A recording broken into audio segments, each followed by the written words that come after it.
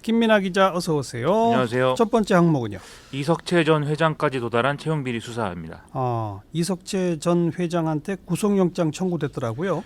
그렇습니다. 오늘 검찰이 이석채 전 KT 회장에 대해서 업무 방해 혐의로 구속영장을 청구했다고 밝혔는데요. 네. 2012년 신입사원 채용에서 이제 유력 인사들의 청탁을 받고 부정 채용을 이석채 전 회장이 지시했다라는 것입니다.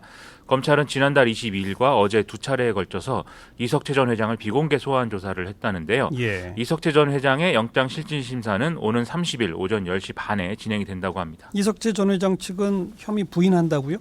그렇습니다. 인정을 하지 않겠죠. 어제 16시간 조사받고 귀가하는 과정에서 기자들이 혐의를 인정하느냐 이렇게 물었는데 대답은 여기에 대해서 하질 않았습니다. 네. 다만 검찰 조사 과정에서는 혐의를 대체로 부인한다는 취지로 진술을 한 것으로 이렇게 알려져 있는데요. 지난 1일에 김상효 KT 인재경영실장이 그리고 같은 달 15일에 서유열 전 KT 홈 고객부문 사장이 구속 기소가 됐기 때문에 예. 그 윗선이 되는 이석채 전 회장도 지금 구속영장 발부 가능성이 있다고 볼 수가 있겠습니다. 네. 그 김성태 의원 건도 이 부정 채용에 포함되는 건가요?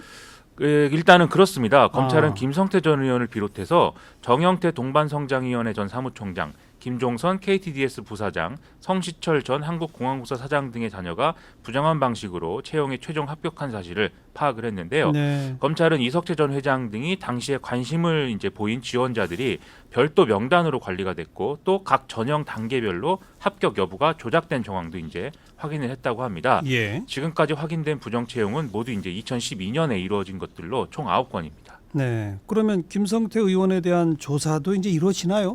이석채 전 회장 조사 결과에 따라서 달라질 수도 있겠지만 일단 직접 조사가 이루어질 가능성이 지금으로서는 좀 크다 이렇게 볼 수가 있겠는데요. 일단 김성태 전 의원은 2011년에 딸의 계약직 채용 때 입사 지원서를 서유열 전 사장에게 직접 전달한 것으로 검찰은 파악을 하고 있습니다. 예. 다만 2011년에 계약직 채용 자체는 공소시효가 7년이 지난 상황이기 때문에 이 수사 대상은 아닌 건데요. 아하. 그런데 이 김성태 의원의 딸이 2012년에 공개 채용에서 정규직으로 신분이 바뀌게 되는 것이거든요. 그렇죠. 그래서 이 부분이 중점적인 수사 대상이 될 것으로 보입니다. 그거는 공소시효가 아직 남아 있다. 그렇습니다. 자유한국당은 반발할 것 같은데요? 아무래도 그럴 수밖에 없겠죠. 그런데 또 이와 관련해서 재미있는 상황이 최근에 또 이어졌었는데요. 예. 김성태 의원의 자녀 채용 청탁 의혹은 애초에 한겨레가 최초 보도하면서 알려지지 않았습니까? 예. 그런데 최근에 한국기자협회가 이 보도와 관련해서 한겨레 기자들에게 이달의 기자상이라는 것을 줬습니다. 예. 그러니까 자유한국당이 초스피드 기자상 저희가 궁금하다라는 제목의 논평을 또 내서 논란이 되고 있는데요.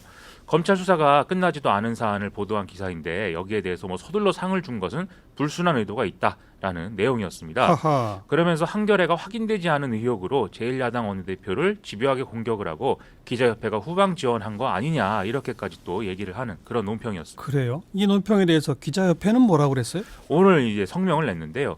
자유한국당의 이 논평은 편협하고 뒤틀린 언론관을 드러낸 것이어서 우려가 된다 이런 내용이고요. 자유한국당의 논리대로라면은 언론과 기자는 법원과 검찰의 법적 판단이 나오기 전까지 어떤 의혹도 보도할 수 없다는 결론이 되는 거 아니겠느냐 이제 이런 얘기를 하고 있습니다. 그렇죠. 이게 이 정당 입장에서 언론 보도가 기분이 나쁠 수는 있겠는데 사실관계를 반박한다든지 이런 게 아니고 상 준 것까지 문제 삼는 거는 역시 좀 과도한 면이 있다. 저도 예. 이제 그런 생각을 좀 했습니다. 예. 자, 시사위키 두 번째 항목은요. 박영선의 돌직구입니다. 박영선 중소벤처기업부 장관. 그렇습니다. 어제 오늘 이 중소기업 관련 소통 행보 이걸 이제 계속 이어가고 있는데요. 예. 이 박영선 장관의 화법이 좀 어느 방향으로든 시원시원하다 이렇게 느껴져서 돌직구라는 표현이 지금 나오고 있다는데 네. 구체적인 내용을 좀 알아보겠습니다. 오늘은 어떤 행사가 있었어요? 오늘 일정이 이제 박용만 대한상공회의소 회장을 비롯해서 청년 벤처 사업가들을 이제 만나는 그런 일정이 있었는데요. 예. 박영선 장관이 이 자리에서 정부가 무엇을 해주면 되겠느냐 이렇게 좀 단도직입적으로 물어서 이게 이제 돌직구다 이런 얘기들이 나왔다는 겁니다. 네. 이 스타트업 등의 새내기 기업이 유니콘 기업으로 성장하기 위해서는 규제를 풀어주는 방법도 이 정부가 좀 다르게 생각해야 한다. 이 박영선 장관 본인이 이렇게 생각을 한다면서 한 얘기라는 거죠. 그래서요. 그 기업가들은 뭐가 필요하다고 했어요? 일단 여러 가지 얘기들이 나와서 박용만 대한상의 회장이 좀 종합 종합적으로 얘기를 했는데요.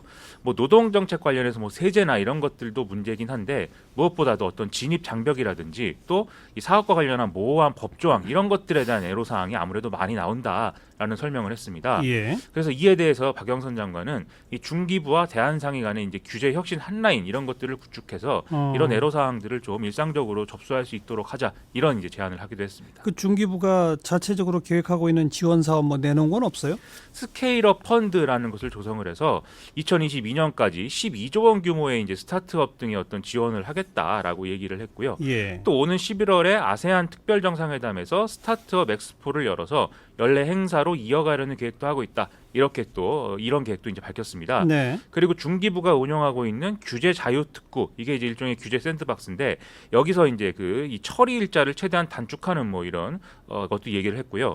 또 다른 부처들이 운영하는 규제 샌드박스 요청에 대해서도 뭐 한라인을 통한 제한이 있을 경우에 적극 협의를 뭐 제안한다든지 이렇게 좀 적극적으로 움직이겠다는 얘기를 많이 했습니다. 주로 뭐 규제 완화, 규제 개선 이쪽인데 사실 중소기업 같으면은 최저임금이 부담 이런 얘기가 많잖아요. 그렇죠. 이 얘기는 안 나왔어요? 오늘도 이제 비슷한 얘기가 나왔는데 이거는 이제 주로 어제 일정에서 이런 문제 제기와 언급들이 좀 있었습니다. 예. 어제는 이제 중기부하고 중소기업 중앙회가 간담회를 가지는 일정이었는데 여기서 이제 최저임금 그리고 근로시간 단축 이 두 가지에 대한 상당한 문제 제기가 나왔다는 건데요. 예. 특히 최저임금을 업종이나 규모별로 차등화해서 적용해줘야 된다. 이 요구를 중소기업들이 이제 많이 했다고 합니다. 장관의 답변은요? 이에 대한 답변도 좀 돌직구로 했는데요. 안 되는 거는 안 된다고 얘기를 해야 될 것 같다. 이렇게 얘기를 했다는 겁니다. 차등 적용은 안 된다. 그렇습니다. 예. 이 최저임금을 업종별로 차등 적용하게 되면은 형평성 문제가 제기가 돼서 어느 업종은 귀족이고 또 어느 업종은 머슴이냐 하는 식의 어떤 지적이 나와서 사회적 갈등 요인이 될 수가 있다. 이런 얘기였는데요. 예. 최저임금위원회에 지금 중소기업 대표자가 또 의견 제시를 뭐 하는 뭐 이런 구조이니까 직접 의견 제시를 해봐라 뭐 이런 얘기도 또 했다고 합니다. 근데 장관 인사청문회 때는 최저임금에 대해서 업종별은 아니지만 지역별 차등 적용은 고려해 볼 수 있다 이렇게 말하지 않았었나요? 그렇습니다. 박영선 장관은 중앙정부가 이 최저임금 하한선만 제시하고 나머지는 지자체의 어떤 자율권을 줘야 된다 이런 생각과 소신을 지금도 이제 유지하고 있다고 이제 설명을 했는데요. 예. 그런데 이것에 대해서도 뭐 자기 생각을 정부가 수용할 가능성은 지금 낮다 이렇게 또 설명을 했습니다. 그래서 이런 어떤 맥락들 때문인지 오늘 나온 이 최저임금 관련 질문들에 대해서는 뭐 최저임금 인상 때문에 기업 활동이 뭐 제약이 된다든지 이런 거는 좀 지나치지 않도록 정책적 노력을 기울이겠다라는 좀 답변을 하기도 했습니다. 네, 아무튼 시원시원한 답변이 돌직구란 반응을 받았다 이 말이군요. 그렇습니다. 네, 수고하셨어요. 고맙습니다. 김민아 기자였습니다.